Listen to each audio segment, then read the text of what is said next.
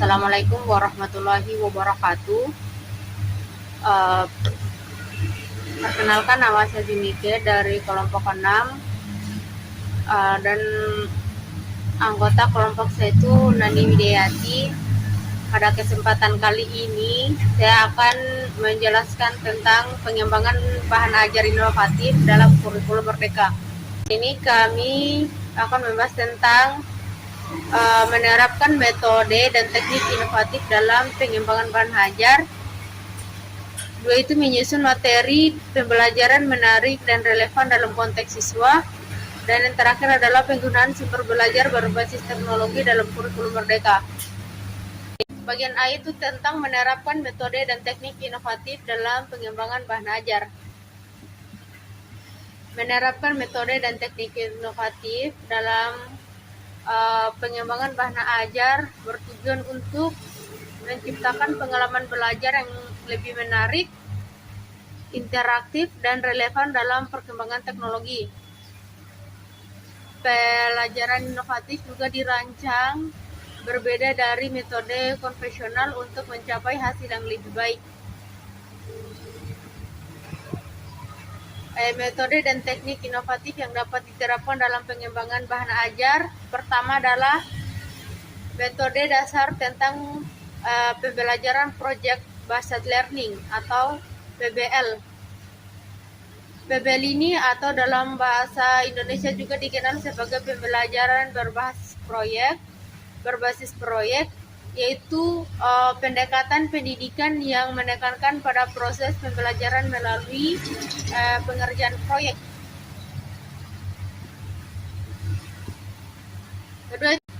Kedua itu adalah Project Based Learning, dan jenis pembelajaran di mana siswa bekerja secara mandiri untuk memecahkan masalah dan memperoleh pemahaman konsep dengan melakukan studi mendalam dan mencari solusinya.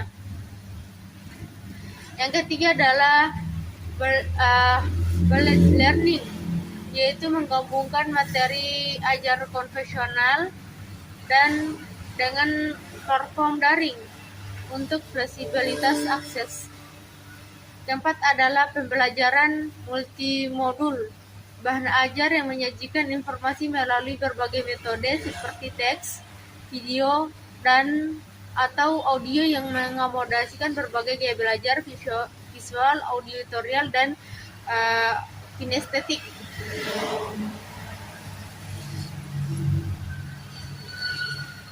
Dan ada beberapa prinsip Project Based Learning. Pertama adalah pembelajaran inovatif berpusat pada siswa yang memposisikan pendidik sebagai fasilitator dan motivator, sekaligus memberikan kebebasan pada siswa untuk secara mandiri menciptakan pengetahuan sendiri. Peserta didik melaksanakan proses pembelajaran secara mandiri, bertanggung jawab, dan memiliki sedikit pengawasan dan bebas mengambil keputusan sendiri. Terakhir adalah metode pembelajaran berfokus pada pernyataan dan masalah yang membantu siswa memahami ide-ide dan gagasan mendasar dari subjek studi tertentu. Teknik pengembangan bahan ajar pertama adalah integrasi teknologi digital. Itu menggunakan alat digital untuk membantu materi ajar lebih interaktif seperti modul, video pembelajaran atau infografi interaktif. Desain berbasis pengalaman. Itu untuk membantu bahan ajar menuntut siswa untuk berinteraksi langsung dengan lingkungan atau subjek studi. Selanjutnya adalah teknik kolaboratif. Nah, maksudnya ini adalah bahan ajar disusun untuk dikerjakan secara berkelompok, mendorong diskusi. Dan terakhir adalah pemanfaatan teknologi AR atau VR, augmented atau virtual reality. Ini maksudnya adalah mengembangkan bahan ajar yang memungkinkan siswa menjelajahi lingkungan virtual atau melihat objek 3D. Nah, mungkin itu sedikit pembahasan dari saya. Selanjutnya saya serahkan kepada teman kelompok saya, kepada Nandi Widiati. Saya persilakan. Selanjutnya, poin B membahas tentang menyusun materi pembelajaran yang menarik dan relevan dengan konteks siswa. Menyusun materi pembelajaran yang menarik dan relevan dilakukan dengan memahami karakteristik siswa, menghubungkan materi dengan kehidupan sehari-hari atau konseptual, serta menggunakan multimedia interaktif. Pendekatan ini meningkatkan motivasi, melibatkan siswa secara aktif, dan menciptakan suasana kelas yang menyenangkan melalui permainan, diskusi, dan proyek. Ada dua poin penting. Yang pertama itu strategi utama menyusun materi yang relevan dan menarik, di mana yang pertama itu memahami konteks siswa, menganalisis kebutuhan, minat, dan karakteristik siswa sebelum merancang modul ajar.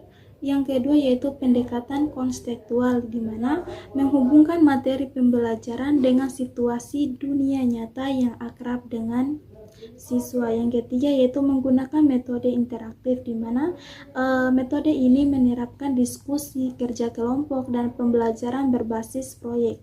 Yang keempat, pemanfaatan teknologi, di mana menggunakan media kreatif seperti video interaktif, game edukatif, atau aplikasi pembelajaran untuk menjelaskan materi yang sulit. Yang kelima yaitu storytelling, yaitu menggunakan teknik materi yang lebih mudah diingat dan dipahami. Dan yang kedua yaitu langkah-langkah penyusunan, di mana yang pertama yaitu menganalisis capaian pembelajaran, memahami kurikulum untuk menentukan tujuan pembelajaran yang tepat. Yang kedua, asesmen diagnostik, yaitu melakukan evaluasi awal untuk mengetahui tingkat pemahaman siswa. Yang ketiga yaitu pengembangan modul ajar kreatif, di mana menyusun materi yang interaktif bukan hanya informatif. Yang keempat, variasi media, di mana komunikasikan berbagai media seperti teks, video, game untuk menjaga perhatian siswa. Yang kelima, evaluasi dan refleksi, di mana mengevaluasi efektivitas materi setelah digunakan di kelas. Melalui pendekatan ini, pembelajaran menjadi lebih berpusat pada siswa, membuat mereka aktif dan relevan dengan kehidupan sehari-hari. Selanjutnya, poin C membahas tentang penggunaan sumber belajar berbasis teknologi dalam kurikulum Merdeka. Salah satu peran utama teknologi dalam pembelajaran adalah membantu mempermudah implementasi kurikulum Merdeka. Dengan adanya alat-alat digital seperti komputer, proyektor, dan aplikasi pembelajaran daring, guru dapat menyajikan konten yang mendukung tujuan kurikulum Merdeka, yaitu pembelajaran yang lebih berpusat pada siswa. Teknologi juga memungkinkan penyampaian materi yang sesuai dengan tingkat kemampuan siswa, sehingga menjadi prinsip pembelajaran diferensiasi dalam kurikulum Merdeka dan dapat diterapkan dengan lebih efektif. Guru juga dapat menggunakan teknologi untuk memberikan tugas dan modul yang dipersonalisasi menyesuaikan dengan kecepatan dan gaya belajar masing-masing siswa. Guru juga menekankan bahwasannya teknologi sangat penting untuk membantu proses pembelajaran, terutama dalam hal asesmen, di mana dalam kurikulum Merdeka, asesmen formatif menjadi kunci untuk mengevaluasi perkembangan siswa secara berkala. Dengan teknologi, guru dapat dengan mudah melakukan asesmen melalui platform digital seperti Google Forms atau aplikasi pendidikan lain yang dapat secara otomatis memproses hasil dan memberikan umpan balik langsung kepada siswa. Selain itu juga teknologi memungkinkan asesmen yang lebih variatif seperti asesmen berbasis proyek atau simulasi yang interaktif, sehingga siswa tidak hanya dinilai berdasarkan teks tertulis, tetapi juga berdasarkan keterampilan berpikir kritis dan kreativitas. Penggunaan teknologi ini membantu guru untuk memonitor perkembangan siswa secara lebih rinci dan tepat waktu. Implementasi teknologi dalam kurikulum Merdeka, di mana poin pertama yaitu platform Merdeka Mengajar menjadi pusat referensi bagi guru untuk mendapatkan inspirasi, pelatihan mandiri, dan materi apa yang sesuai dengan kurikulum. Yang kedua, media pembelajaran digital interaktif, di mana penggunaan aplikasi seperti video pembelajaran dan alat kolaboratif untuk meningkatkan keterlibatan siswa. Selanjutnya, teknologi tinggi, di mana pemanfaatan augmented virtual reality dan artificial intelligence untuk pengalaman belajar yang lebih mendalam dan inovatif. Selanjutnya, e-learning dan manajemen pembelajaran, pemanfaatan learning management system untuk mengatur jadwal materi dan evaluasi pembelajaran secara efisien. Dan terakhir yaitu pemanfaatan akun belajar, yaitu akses di berbagai platform pendidikan dan membahas peran teknologi dalam kurikulum Merdeka.